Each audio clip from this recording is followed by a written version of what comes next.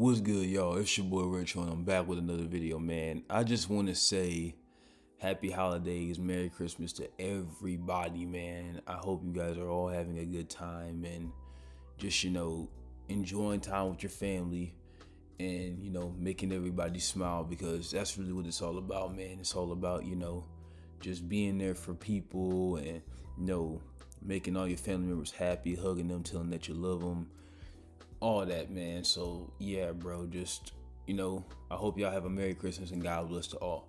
But this video is going to be specifically about a certain person, which this is very out of character for me because I do not make these videos.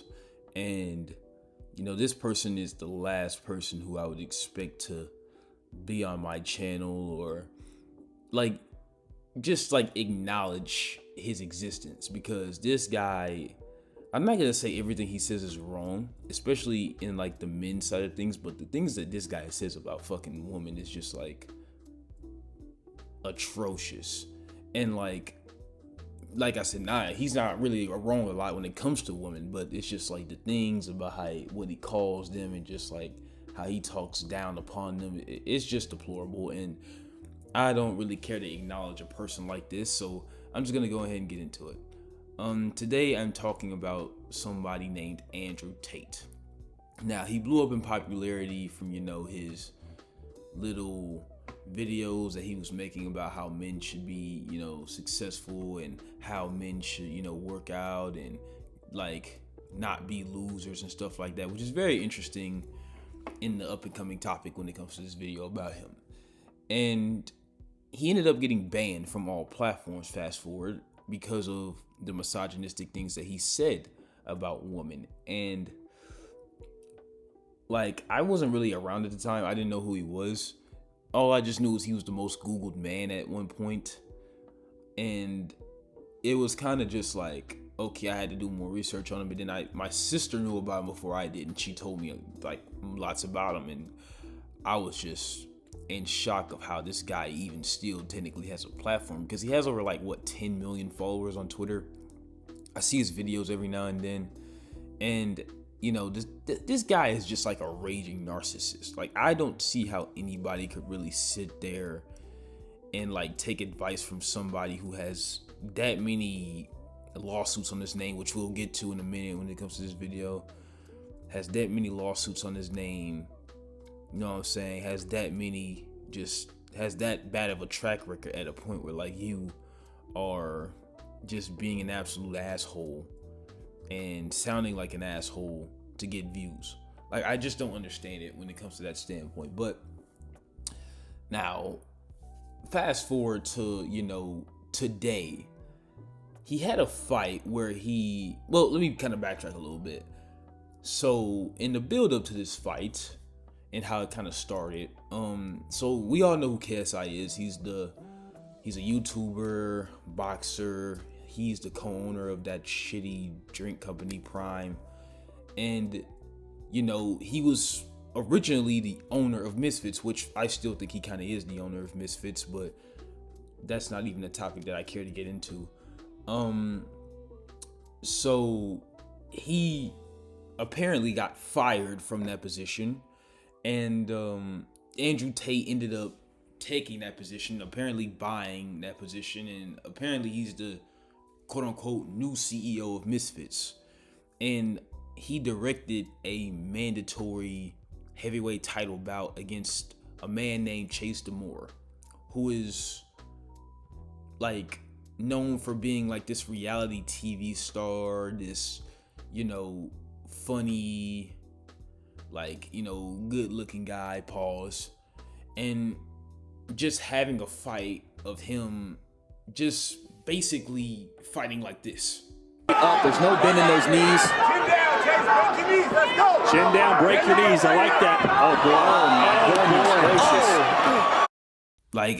If I was to lose to a guy like that, it would just be, I would not be on the internet anymore. And dude, this guy was fighting fucking what the fuck was he punching at? Honestly, what was he punching at? Like, was he trying to fight off fucking just like Superman's lasers? Was he like getting bit by bugs? Did he see bugs? Like, you know what I'm saying? Did he, like, this dude's fighting like, you know what I'm saying? Like, he got Nerf gun bullets shooting at him. Like, what the fuck are you doing? But it was more say just kind of like, bro, what are you even choosing this fight? Because he could have fought anybody. Like, he could have fought anybody. He could have fought like a guy who was just like some warm up to get him back in the field when it comes to fighting. Because if y'all don't know, Andrew Tate is a very decorated kickboxer. He was a world champion kickboxer. I think he like won, I can't tell you how many wins he had, but he for sure was good and had a lot more wins and losses. And he was saying like how, you know, this fight wasn't even about Chase and nobody cares about Chase, and how nobody cared about him until the fight. And I kind of find it funny how he says that, because, you know, like, Chase was already a very active Misfits fighter at the time. And it was very just kind of weird how you would choose somebody like that, saying that nobody knew him. Well, I knew who Chase Demore was before, you know, everything. And like, bro, I understand he was the Misfits heavyweight champion, but at the same time, it's just like, you could have fought anybody, like anybody. Like, that was cold, but you know what I'm saying? It is what it is. I'm not gonna go in deep into it. So fast forward to like fight day. Mind you, this guy was talking lots of trash, how nobody knew him. This guy put a fucking rehydration clause in a heavyweight bout. Like, what are we even doing? Everything was met on Andrew Tate's terms. I understand he's the quote unquote CEO, but a rehydration clause in a heavyweight fight, and you know what I'm saying, the fight 6 rounds, even though like it should really be 12. It's like everything was his favorite, and it still ended up being the outcome that it did on that night. And it was so poetic, because like everybody's gonna be looking at that clip and probably making fun of him forever. But what really had set me off was when he got hit with this punch. I mean, the uppercut, essentially. Absolutely not. It's too easy to see, and you know, Andrew Tate's simply fatigued, and he wasn't able to get out of the way of it. Too much. Now let's be real, brother. Like, look at where that uppercut came from. Look at where it came from, and you tell me that you would not see that shit coming a mile away. He looked like he was wiping his ass with that, the way that uppercut came. Like, literally, let's be real. It looked like a fucking pirate. Like that's what that shit looks like. Like, literally. And like, it's just, this fight was so crappy. Like, I think there was a fighter who like left because this fight was so horrible. And the way certain people reacted to it in the crowd was just how they were just like glazing Tate, and you know what I'm saying some just delusional shit about how Chase won. Brother, I don't give a damn. Like, this fight was horrible. It was dumb. Like, they literally hugged the whole fucking fight, and that was the cleanest shot in the whole fight. I promise y'all. Y'all can watch the whole thing back if y'all need to. But at the end of the day, I'm sure y'all saw the decision. Chase Demore did end up winning the fight and retaining his title. And it was just a fucking clown show, because Andrew Tate was saying like how he had no excuses, but then proceeded to say the following things. I didn't get the result I wanted, but truthfully, the result I wanted was to see if I could still do it. 40 years old, 10 years retired, a little bit of time in a Romanian dungeon. It was always going to be a big ask against someone so much bigger than me, younger than me, more active than me, but I wanted a real challenge. Let's be real, my nigga. Like, come on, bro. Are you serious, game? Like, if you watch it, he said like he had no excuses and Chase won, this and that and the third. But you proceed to keep making fucking excuses. Like, come on, gang. Like, at the end of the day, Andrew, you a talker. You're not a fighter, bro. I understand, you know, he was 10 years out of the game, but apparently, like, he wasn't even out of the game for that long. He was out of the game for 5 years now. I understand, you know, it's still a long time to be like not fighting. But then again, it's just like, bro, like, have you been fighting or have you not? Like, how long have you been out the game? And then you keep saying 40 years old. The nigga's 39. But I understand, like, it makes no difference, but whatever. You still got there and fought. I do have respect for him in the sense that he still got in there and fought. But my guy, like, you were in perfect physical condition. You were completely jacked, and you still went out like that. And then he has the nerve to continue to tweet about how winners win and losers lose. Brother, you just lost. And then you're going on this fucking just like this rant on stream and almost crying about how you like lost and how you would take it all back and just doing it. I'm not even gonna waste my time even playing that video. I'm sure you're gonna see it if you look up his name on like Twitter or anything.